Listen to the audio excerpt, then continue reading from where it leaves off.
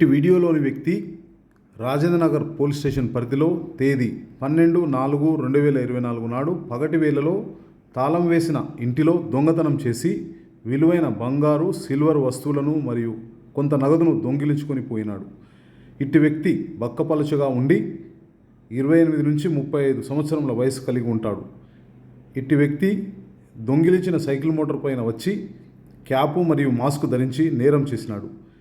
ఇట్టి వ్యక్తిని ఎవరైనా గుర్తిస్తే రాజేంద్రనగర్ పోలీసులకు కానీ లేదా 9848060676కి తెలియజేయగలరు. మీ యొక్క వివరములను గోప్యంగా ఉంచబడును.